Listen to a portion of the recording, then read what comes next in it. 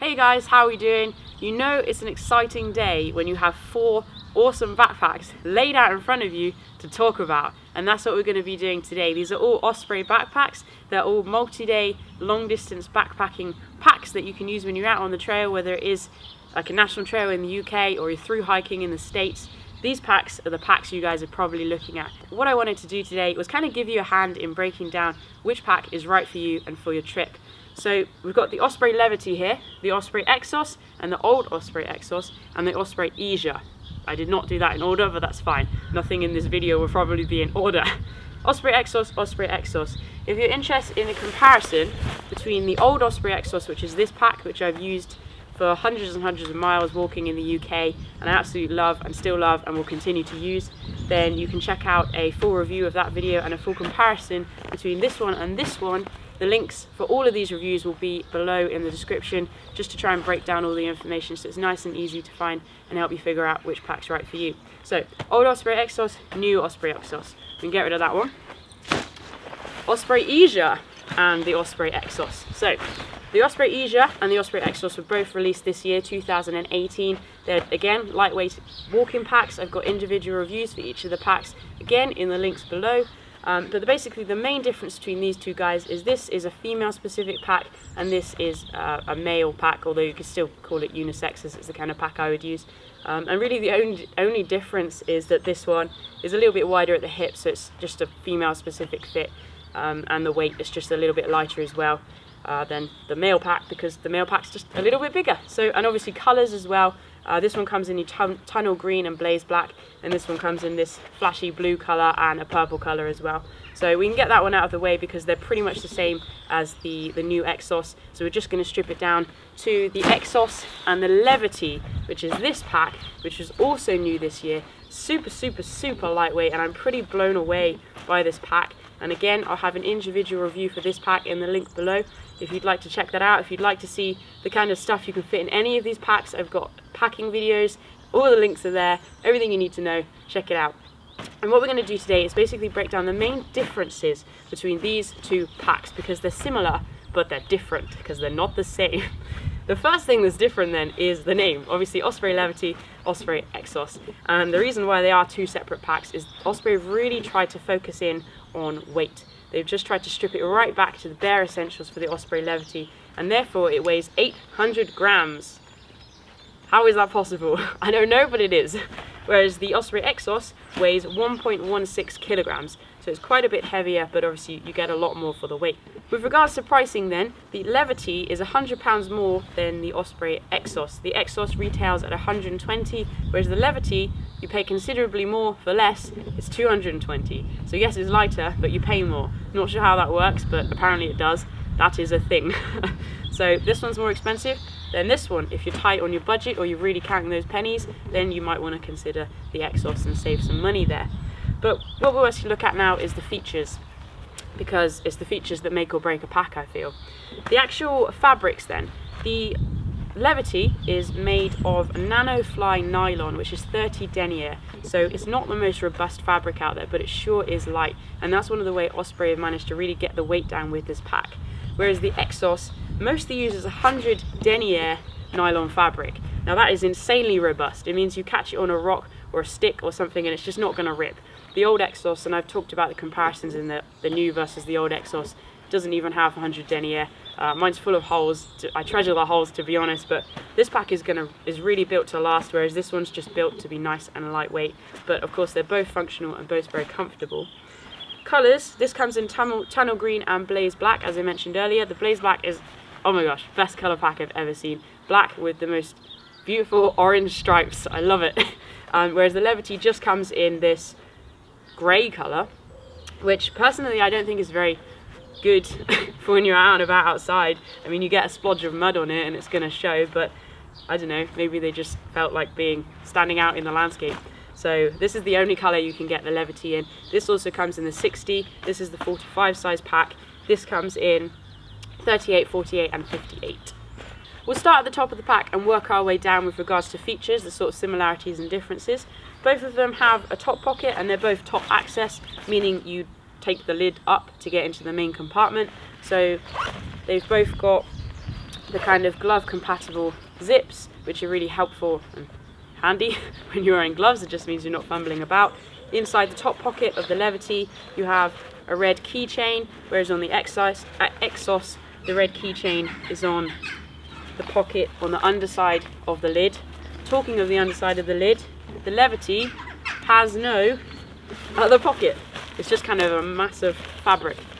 So the only piece, or the only pocket in the Levity on the top is that top pocket. So there's no meshy one underneath, whereas the Exos has got this meshy fabric. It's not stretchy, but this is where I keep my head torch, is where I keep my wallet. It's kind of my security pocket. It's just really, really handy to have, I find. Sometimes, and I will probably talk about this quite a lot, I'd much rather carry the weight and not have to sacrifice kind of functionality of the pack than stripping it right down to something really light and I'm just having to take my pack on and off to get to things, because I just find that wastes so much time and can be a bit frustrating. That being said, this is an awesome pack.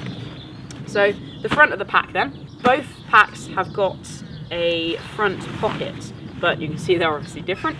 The front pocket on the Levity is not stretchy, it's just a piece of fabric that you can put stuff in. That's pretty much it. It's just a big well of space, but of course when your pack is actually full up, that space is going to be quite small because the pack's going to be bulging out and there's just really not going to be much room for stuff in there. Whereas what they've done with the Exos is they've added, you've still got that 100 denier fabric for reinforcement, but you've got these two mesh pockets on the side here, so you can just stretch it a bit more and put more stuff in there, so it increases the capacity of the pack that little bit more, so it's quite helpful to have that. The pockets on the side of the Exos are also mesh or half mesh, stretchy mesh, so you can put your bottles and things in there, and they've still got that reinforced fabric, whereas on the side of the Levity you've got one pocket. Both of them have side access, but again, it's not stretchy, it's just fabric. The Exos has 7mm compression straps on the side, so these are nice and easy to use. Just got a little toggle there, you just tighten it and that keeps everything nice and compact in the pack. And then on the side of the Levity, I'm kind of really fascinated by this technology and how Osprey have really worked hard. Every little thing's got so much detail in trying to keep that weight down, but basically it's string. The compression straps on this pack are string, but they're still, you know, really strong. But I do feel you're walking along, that could catch on a stick and rip just like that. So you just need to think about the terrain you're going to be in and what sort of pack's going to be suitable for getting you through that.